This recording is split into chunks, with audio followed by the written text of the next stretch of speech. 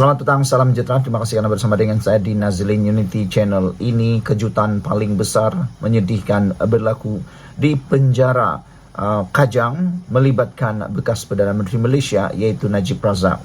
Dikabarkan hari ini Najib disahkan mengidap positif COVID-19. Bekas Perdana Menteri Datuk Seri Najib Tun Razak dilaporkan dijangkiti COVID-19 pada Rabu. Dalam satu kenyataan, pegawai khasnya Muhammad Mukhlis Maghribi memaklumkan Najib Razak dikejarkan ke Hospital Kuala Lumpur pada Selasa selepas beliau mengadu demam. Setelah pemeriksaan dilakukan doktor pakar, beliau didapati positif COVID-19.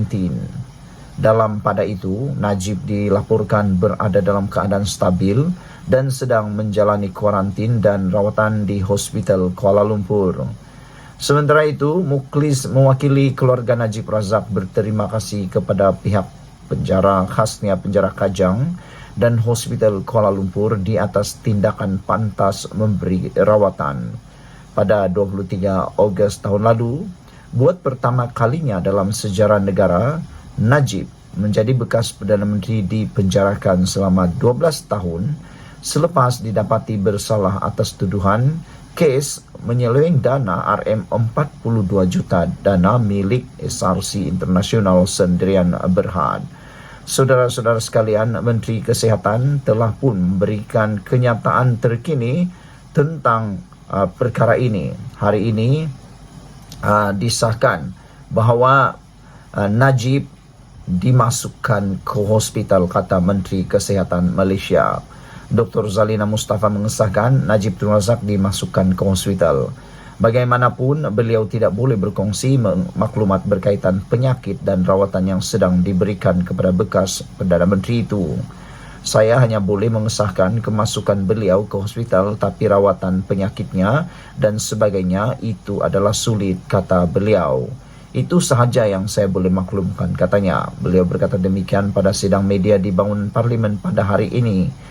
SANI pada Rabu melaporkan bekas ahli parlimen pekan itu dimasukkan ke hospital kerana dijangkiti COVID-19. Dalam satu kenyataan, pegawai khasnya Muhammad Mukhlis Maghribi memaklumkan Najib dikejarkan ke hospital pada Selasa selepas beliau mengadu demam. Setelah pemeriksaan dilakukan doktor pakar, beliau didapati positif COVID-19, katanya. Najib dilaporkan berada dalam keadaan stabil dan sedang menjalani kuarantin serta rawatan lanjut di Hospital Kuala Lumpur. Sekian dulu untuk kali ini. Jangan lupa tinggalkan komen anda, tekan butang subscribe. Kita jumpa lagi. Bye-bye. Selamat petang, salam sejahtera. Terima kasih kerana bersama dengan saya di Nazlin Unity Channel. Ini satu pendedahan yang paling menarik sekali. Memalukan tapi ada isinya. Hari ini, Tiong menasihatkan Wan Saiful Wan Jan supaya fokus kes mahkamah sendiri. Ini apabila kesibukan ataupun sikap Wan Saiful Wan Jan yang dikatakan sebagai suka menjaga tepi kain orang lain. Ini menyebabkan Tiong telah pun tidak tahan lagi, akhirnya sekolahkan Wan Saiful Wan Jan. Menteri Pelancongan Seni dan Budaya Tiong King Sing menemplak dan menasihati ahli Parlimen Tasik Gelugur Wan Saiful Wan Jan supaya fokus terhadap kes mahkamah yang dihadapinya. Malah kata Tiong, pemimpin Perikatan Nasional PN itu tidak perlu sibuk menjaga tepi kain orang. Saya minum, saya menari, apa saya punya imej sebagai menteri tidak bagus, kata beliau. Pergi tengoklah rakyat komen macam mana. Kamu sekarang kena tuduh sebagai rasuah. Kamu punya parti, hari-hari cerita orang rasuah. Tetapi akhir sekali kamu sendiri punya parti, banyak orang rasuah. Jagalah kamu punya imej parti dulu. Terutama sekali kamu sendiri punya imej, jangan kong kaling kong, kata beliau. Cerita saya punya imej pula. Saya mahu beritahu Wan Saiful Wan Jan, kata Tiong. Kalau kamu tidak pandai menghormati orang berbilang kaum dan agama, apalagi cerita kamu sebagai pemimpin bersatu, cukup malu kamu kata saya mabuk. Saya sudah beritahu saya minum, memang saya main dengan budak-budak. Main-main bising. Macam mabuk apa salahnya, kata beliau dalam Facebook hari ini. Kenyataan ahli Parlimen Bintulu itu menjawab kritikan Wan Saiful Wanjan yang mendakwanya sebagai mabuk dalam acara awam semasa kempen pilihan raya kecil di Pelangai, Pahang bulan lalu. Wan Saiful yang anggota Majlis Pimpinan Tertinggi MPT Bersatu Semalam menolak penjelasan Tiong bahawa dia bukan Islam. Dia sebaliknya berkata, mabuk di kelayak ramai adalah akhlak buruk sebagai pemimpin tanpa mengira agama atau bangsa.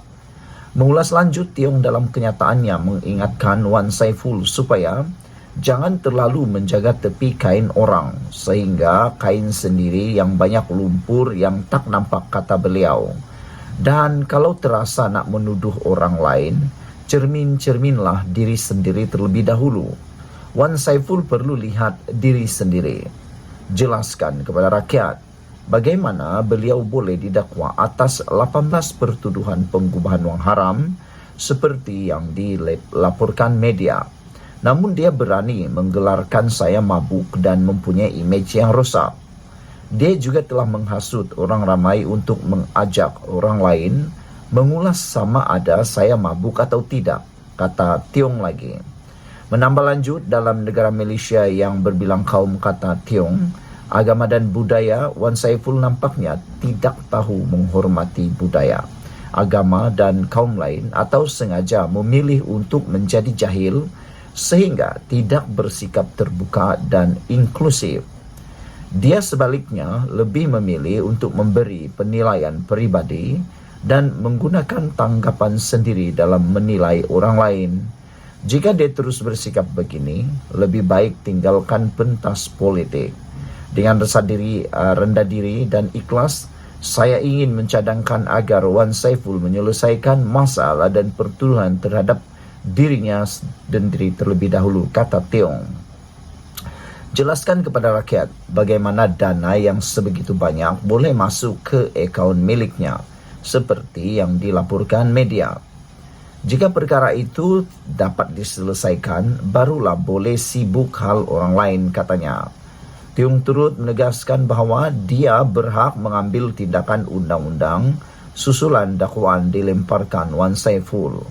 Tegasnya, dia akan tetap mematuhi budaya, agama dan bangsa saya sebagai jawapan tuduhan mabuk yang dilemparkan oleh Wan Saiful. Saya juga berhak untuk menerusi tindakan undang-undang terhadap beliau, fitnah beliau kepada saya kerana dia tidak mempunyai bukti bahawa saya mabuk. Jangan cuba meneguk di air keruh, kata beliau. Demi kepentingan politik, sanggup mempergunakan orang lain untuk menutup kelemahan sendiri.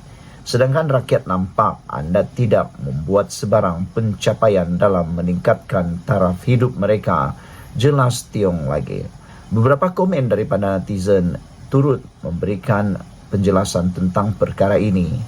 Ada yang kata, walau apa sekalipun berlaku, anda sebagai seorang menteri, pemimpin harus menjaga akhlak dan perwatakan anda di kalangan ramai.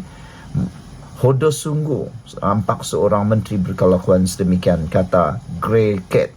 Jikalau anda nak mabuk sampai bogel sekalipun di rumah anda, orang tak peduli, faham tak, kata beliau. Tak semestinya kerana budaya anda benarkan anda minum maka anda bebas berkelakuan hodoh macam ini, kata Grey Cat. Grand Puma pula mengatakan, panggil dia minta maaf dulu, kalau enggan saman dia. Memang dia tak ada bukti, kata awak mabuk, kata Grand Puma 6456. Citizen of Malaysia turut menulis, padan muka Saiful, kata beliau. Apa pula pendapat anda tentang isu kali ini? Jangan lupa tinggalkan komen anda, tekan butang subscribe. Kita jumpa lagi. Bye-bye. Selamat petang, salam sejahtera. Terima kasih kerana bersama dengan saya di Naziling Unity Channel. Pendedahan tentang perolehan ventilator yang gagal berfungsi menggemparkan seluruh rakyat Malaysia, bahkan Parlimen Malaysia. Pendedahan itu mengatakan berjuta-juta, bahkan hampir ratus juta Malaysia kerugian kerana lain yang diminta, lain yang sampai. Yang dipohon adalah ventilator yang baik, tapi ventilator yang diterima pula gagal berfungsi. Bahkan ada banyak lagi pendedahan-pendedahan yang luar biasa di dalam perkara ini. Namun akhirnya Khairi Jamaluddin yang pernah sempat menjadi Menteri Kesehatan sewaktu COVID-19 dahulu, yang turut menjadi menteri sewaktu ventilator ini dibeli, akhirnya tampil memberi jawapan. Ini jawapan daripada Khairi Jamaluddin berkaitan perolehan ventilator gagal berfungsi. Bekas Menteri Kesehatan Khairi Jamaluddin menegaskan, perolehan peralatan ventilator ketika negara berdepan pandemik COVID-19 bukan dibuat ketika beliau menjawat jawatan berkenan. Wah, ini satu pendedahan yang patut kita semua tahu. Jadi, siapa yang order barang sewaktu ventilator ini diorder? Kalau Khairi kata bukan dia yang menjawat jawatan ketika itu, siapa menteri sebelumnya? Anda ingat siapa? Mesti kamu ingatkan. Coba teka, tulis dalam ruangan komen, siapa menteri sebelum Khairi Jamaluddin. Sebaliknya, pembelian peralatan itu dibuat oleh menteri sebelumnya pada tahun 2020, kata Khairi Jamaluddin lagi. Untuk perolehan ventilator, ramai bijak pandai ini kata, saya kena jawab soal ventilator dan perolehan ventilator ini dibuat pada tahun 2020. Saya jadi menteri pada Ogos 2021, kata beliau. Sedangkan fakta Anda salah, saya tidak tahu kenapa perlu bercakap soal ini kepada saya, kata beliau lagi. Bukan saya nak cakap saya campak menteri lain di bawah bas, menyalahkan menteri lain. Tetapi ini adalah fakta. Soal vaksin, saya tak campak sesiapa di bawah bas. Saya sedia bertanggung jawab, katanya. Beliau berkata demikian pada program podcast Keluar Sekejap yang disiarkan hari ini. Laporan pengurusan wabak COVID-19, vaksin luput tempoh hayat, peralatan ventilator tidak dapat digunakan, dan lebihan peralatan perlindungan diri PPE yang dibentang jawatan kuasa kira-kira wang negara PAC mendapati, tiada pihak boleh dipertanggungjawabkan atas kegagalan 104 ventilator itu berfungsi. Hasil prosiding, PAC juga mendapati tiada perjanjian bertulis dimeterai antara Kementerian Kesihatan dan Syarikat Pembekal Parman Niaga Logistik Sdn Berhad yang diarah untuk membuat pembayaran pendahuluan bagi mendapatkan ventilator. Ketiadaan perjanjian bertulis antara KKM dan PLSB menyebabkan tiada mana-mana pihak yang boleh dipertanggungjawabkan untuk diambil tindakan berhubung kegagalan 104 unit ventilator berfungsi. PAC mendapati tiada kontrak digubal mengenai perolehan ventilator dan penasihat undang-undang KKM tidak dirujuk ketika proses penyediaan surat pelantikan selain berlaku pecanggahan keterangan di antara KKM dan PLSB berkaitan waranti bagi 136 unit ventilator. PLSB hanya mengurus penghantaran alat itu ke fasiliti KKM, malah tidak menandatangani sebarang kontrak dengan pembekal dan semua dokumen pesanan pembelian serta dokumen sebut harga menunjukkan waranti ventilator adalah di antara kerajaan Malaysia dan pembangkal. Laporan PAC turut mendedahkan sejumlah 8.5 juta dos vaksin COVID-19 bernilai 505 juta ringgit sudah luput tempoh hayat setakat 15 Jun lalu dengan puncanya kerana sambutan yang rendah. Isu lain yang terkandung dalam laporan PAC ialah bekalan vaksin yang ditempah tidak diterima mengikut jadual susulan permintaan global yang sangat tinggi selain lebihan peralatan perlindungan PPE bagi penutup booth. Mengulas lanjut, Khairi berkata isu berkaitan perolehan ventilator terbabit perlu ditanya kepada pihak yang bertanggung jawab ketika itu. Saya kena jelaskan, sama juga dengan PPE, perolehan dibuat sewaktu sebelum saya jadi Menteri Kesihatan, kata Khairi Jamaluddin. Jadi apa pendapat kamu semua? Siapa yang perlu ditanya? Anda tolong tulis dalam korangan komen. Sekian dulu untuk kali ini. Jangan lupa tinggalkan komen Anda, tekan butang subscribe Malaysia Kita Punya. Kita jaga sama-sama cinta Malaysiaku. Bye-bye.